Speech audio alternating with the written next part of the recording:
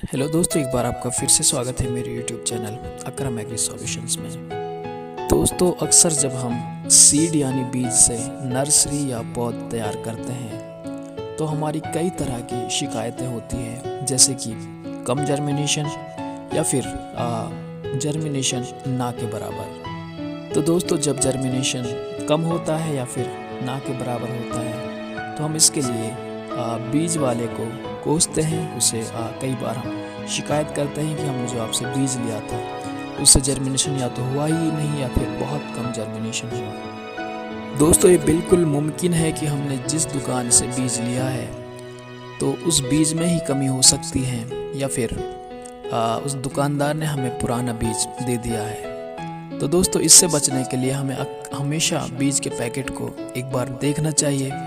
उसके ऊपर जो मैन्युफैक्चरिंग डेट और जो वैलिड अप टू जब तक उसे हम यूज कर सकते हैं वो डेट अक्सर देखनी चाहिए। पर दोस्तों, हर बार ऐसा नहीं होता है कि इसमें दुकानदार की या फिर बीज बनाने वाली कंपनी की कोई गलती होती है। इसमें गलतियां कई बार हमारी तरफ से भी हो जाती हैं। दोस्तों, इसमें अहम जो गलती हम करते हैं वो ये है कि हम अक्सर जब दुकानदार से या फिर बीज वाली दुकान से बीज खरीदते हैं तो हम बीज का पैकेट लेकर अपनी गाड़ी के अगले हिस्से में रख देते हैं और फिर हम गाड़ी को लॉक करके अपने कामों में लग जाते हैं। और फिर गाड़ी के अंदर कई बार गर्मी से या फिर धूप की वजह से, हाई टेम्परेचर होने की वजह से अंदर का टेम्परेचर कई बार 40-45 के आसपास चला जाता है। और दोस्तों, जैसा कि आप जानते हैं कि बीज यानी सीड भी एक लिविंग बीइंग की तरह ही होता है।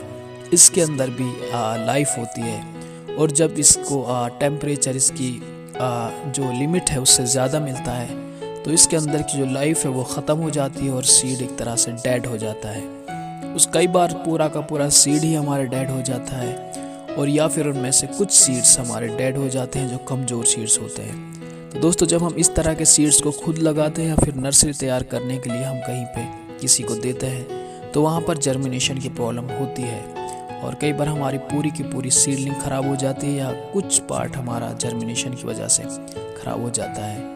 तो दोस्तों, ऐसे में हमें काफ़ी नुकसान उठाना पड़ सकता है और हमारी क्रॉप फेल भी हो सकती है।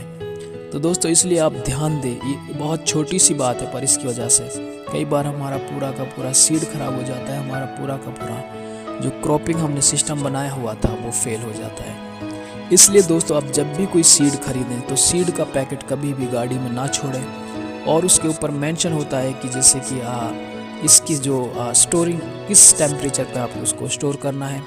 दोस्तों, मोस्टली जो सीड्स आपके होते हैं ये लगभग 24 डिग्री से 28 डिग्री के आसपास, या उससे भी अगर कम पे रखे जाएं तो 30 डिग्री से आपको नीचे ही रखने पड़ेंगे, तब जाकर उसकी जो लाइफ है, उसकी वायबिलिटी है वो बनी रहती है और आपकी जो जर्मिनेशन की प्रॉब्लम है वो काफ़ी हद तक ख़त्म हो जाती है।